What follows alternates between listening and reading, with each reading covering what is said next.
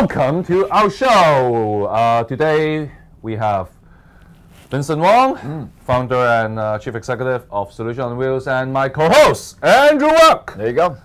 Founder and editor-in-chief of Harbor Times. You got it. To give you an analysis on the Fast and the Furious. Yeah. Looking at what's going on in politics in Hong Kong, let's let it rip. Yeah. You know, Fast and Furious and fabrication. Yeah, Fast, Furious, and fabrication. So let's go. First, let's go meeting of the first council meeting of the Year of the Monkey. We've got a big agenda. The meeting's been scheduled. The first monkey. The first set of legislation is all about. It's kind of run-of-the-mill stuff. Okay, so it's going to be amendments to ordinances. Which monkey would you like to talk about then? But the one I want to talk about, there's 22 questions that legislators have in. It seems like they were storing them up. That's a lot. And the first one I want to talk about is James Toe. Oh, okay. Monkey Toe. James Toe is investigator Toe. Okay. He's got a question out there, and what he's asking about, apparently, there's a bit of an issue. So this will take a second to explain. When the government contracts or hires people to do construction, the government agrees to pay the MPF of the construction workers, who typically get paid by the hour. They log in, they log out. So the government pays their MPF, agrees to compensate the contractor for the MPF. Ah, okay. Not directly paid, but that's a form of compensation. Right. So therefore, the government has to know how many hours the workers worked, and how much they were getting paid. Right. Oh my God. So oh my God. They put in these labor relations officers to monitor this process. That's a policy black hole I can already see. Yeah. So they have people that are responsible for keeping track of this. But James Toe has caught wind that people are fabricating how many workers were on the site and how much they worked to overstate it, so the contractor can then claim money from the government to pay MPF that, in fact, the workers weren't actually there. So Agent Toe is on the case. Found that. Well, he's asking the government what they are doing to make sure that doesn't happen, if they've had reported cases of that before, and he's bringing this up in LegCo to find out if basically the government's getting ripped off by contractors falsely claiming workers to get money for MPF. That, of course, they then don't pay into anybody MPF because it doesn't exist.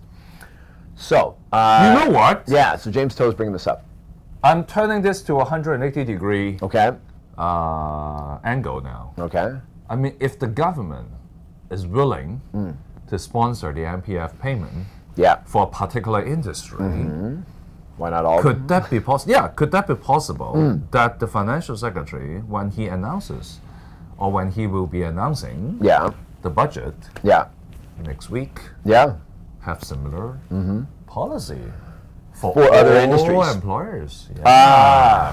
I tell you, there's a. That's. I mean, I would like to ask someone there's your universal from pension. the Lion Rock Institute. You know anyone from Lion Rock Institute? Yeah, I do. As a matter of fact, I just had their AGM last night. I was there. How do you think about that? If the government was going to do a universal pension scheme, I mean, this is the first time I've heard this idea, and I doubt anybody in the. This is the first time I come over with such an idea as well. Let me just put it this way: I don't think we're going to hear it next week, but it's an interesting idea to put into the mix. Yeah, it will definitely help a lot of SMEs. Yeah, I tell you, because SMEs are going to once they. MPF is just. I mean, it's just a very big burden on. Yeah, we're on operation it's costs. a pain. I know. Yeah, it's painful. You know, as an employer, especially for small business, you know, I'm like, whoa, hey, if they're paying their MPF, why don't they pay my guy's MPF? Nevertheless, but here's the thing. The key point about fabrication is, it's a crime.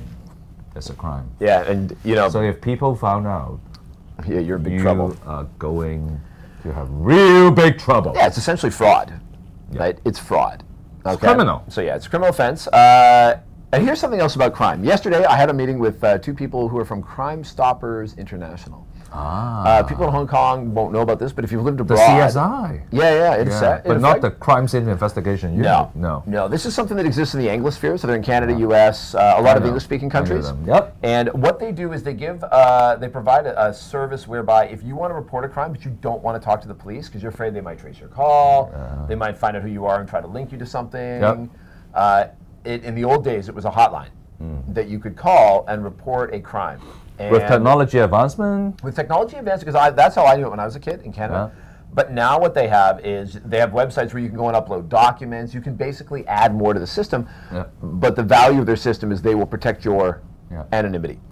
and they are traveling Asia. I'm thinking about bringing the model to Asia, so that might be one to keep an eye out for.